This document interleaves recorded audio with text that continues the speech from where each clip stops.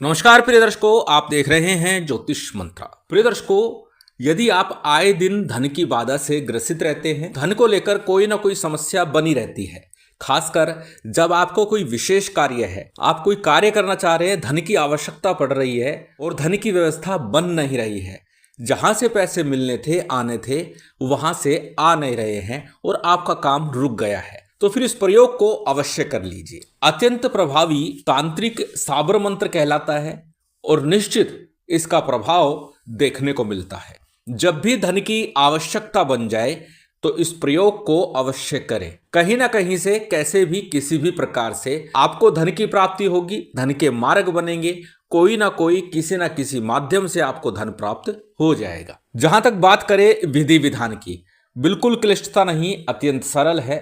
वैसे तो इस मंत्र को दीपावली के समय अगर कर लिया जाए तो साल भर धन की कमी नहीं होती, परंतु जब भी आवश्यकता हो धन की तब भी करेंगे तो भी तुरंत प्रभाव से अपना प्रभाव दिखा देता है। मूलतः यह आकर्षण मंत्र कहलाता है। चाहे वो धन को आकर्षित करने के लिए हो, किसी व्यक्ति विशेष को आकर्षित करने के लिए हो, किसी भी व्यक्ति, वस्तु, स्थान की तरफ आकर्षण करना हो, उसको अपने तरफ आकर्षित करना हो, या फिर हमें वो चीज चाहिए तो उसके लिए ये मंत्र प्रयोग किया जाता है। कैसे करना है, कब करना है, किस प्रकार करना है, यही सब चर्चा है। प्रिय दर्शकों, सबसे पहले बात करेंगे सामग्री की। सामग्री के नाम पर कोई विशेष कुछ भी नहीं है। सामान्य सी पूजन सामग्री, अक्षत, पुष्प, धूप, दीप, नैवेद्य, जो भी आप ले सके वो ले लीजिए। अब करना क्या है? सबसे पहले थोड़ा सा नैवेद्य, चाहे वो खीर का हो, चूरमे का हो, थोड़े से पुष्प और 5 अगरबत्ती लेकर के या फिर एक घी का दीपक लेकर के भगवान शंकर के मंदिर में या फिर नवनाथ का कोई स्थान हो वहां पर चले जाइए।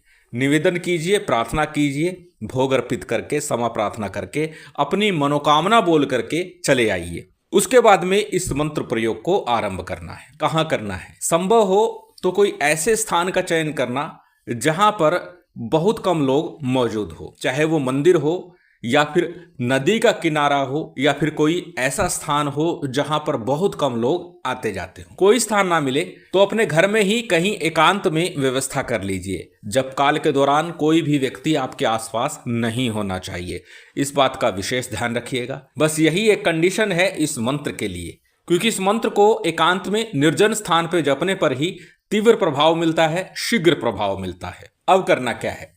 घर में या कहीं भी आपने व्यवस्था की है तो 5 अगरबत्ती लगा लीजिए या फिर एक घी का, तिल तेल का, कैसा भी एक कर्म साक्षी दीपक रख लीजिए। एक जलपात्र रख लीजिए शुद्धि, आचमन, संकल्प इत्यादि के लिए। बाकी सामग्री की आवश्यकता विशेष नहीं है। यदि घर में व्यवस्था आपने की है तो अपने इष्ट का, कुल देवी देवताओं का पूजन करने के लिए, गुरु का पूजन करने के लिए थोड़ी सी सामग्री रख सकते हैं, अन्यथा आवश्यकता कदाचित नहीं है। संभव हो तो इस प्रयोग के लिए नदी की मिट्टी से बनी हुई माला का प्रयोग करें, अन्यथा हकीक की माला का प्रयोग भी किया जा सकता है। प्राण प्रतिष्ठित हो, चैतन्य हो, उस माला का प्रयोग कर सकते हैं। बात करें दिशा की, किसी भी दिशा में मुख करके प्रयोग किया जा सकता है, क्योंकि अलग अलग कार्यों के लिए अलग अलग दिशा का प्रयोग किया जाएगा। बात यदि करें धन की तो उत्तर या पश्चिम दिशा की तरफ मुख करके आपको इस मंत्र का जप करना है। सबसे पहले शुद्धि आचमन कीजिए। दीपक है, अगरबत्ती है, धूप बत्ती है या फिर अंगारी के ऊपर आपने लोबान चलाना है। जो भी व्यवस्था बनाई है वो आप प्रज्वलित कर लीजिए, अर्थात अग्नि को साक्षी रूप में आपने रखना है। अग्नि चैतन्य हो गई दीप के रूप में या फिर धुनी के रूप में। उसके बाद थोड़ा शुद्धि आचमन कीजिए। शुद्धि आचमन के बाद अग्नि प्रज्वलित की, उसके बाद आपको संकल्प लेना है।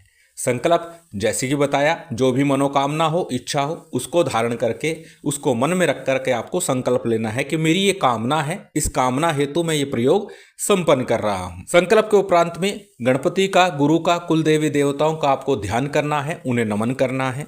उसके बाद में एक एक माला आपको गणेश और गुरु मंत्र की करनी है। गणेश मंत्र के रूप में ओम गंगणपते नमः, ओम गणेशाय नमः, ओम वक्रतुंडाय नमः। जो भी आप सहजता और सरलता से जप सके उस एक मंत्र का आपको जप करना है। बात यदि करें गुरु मंत्र की तो गुरु दीक्षा के समय मिला मंत्र ही गुरु मंत्र कहलाता है। उस मंत्र का आपको जप करना है। यदि आपने गुरु दीक्षा नहीं ली तो फिर आप भगवान शिव को ही हाजिर नाजिर मान करके उनके पंचाक्षरी मंत्र का जप कर लीजिए, ओम नमः शिवाय का, अथवा गुरु गोरखनाथ जी के मंत्र ओम गुरु गोरक्षनाथाय नमः, इस मंत्र का एक माला का जप कर लीजिए। गणपति और गुरु मंत्र के बाद में आपको आज का जो मूल मंत्र है इसका जप करना है। वैसे ये तांत्रिक साबर मंत्र कहलाता है, तो साबर सिद्धि मंत्र का भी 11 बार जप करें तो अत्यंत श्रेष्ठ होगा, अन्यथा आवश्यकता विशेष यहाँ उसकी भी नहीं है। मंत्र अत्यंत सरल पूर्ण प्रभावी है, आपकी स्क्रीन पर है। जैसे कि बताया, ये मंत्र अनेकों अनेक कार्यों में प्रयोग किया जाता है। जिस भी वस्तु की, व्यक्ति की इच्छा हो, कामना हो, उसके लिए हम प्रयोग कर सकते हैं। मंत्र का स्क्रीनशॉट ले सकते हैं, कॉपी नोटबुक में नोट कर सकते हैं। मंत्र को एक बार बोल करके बता देता हूं। मंत्र इस प्रकार है, ओम नमः कट विकट घोर रूपणी स्वाहा। ओम नमः कट विकट घोर रूपणी स्वाहा। ओम नमः कट विकट घोर रूपणी स्वाहा।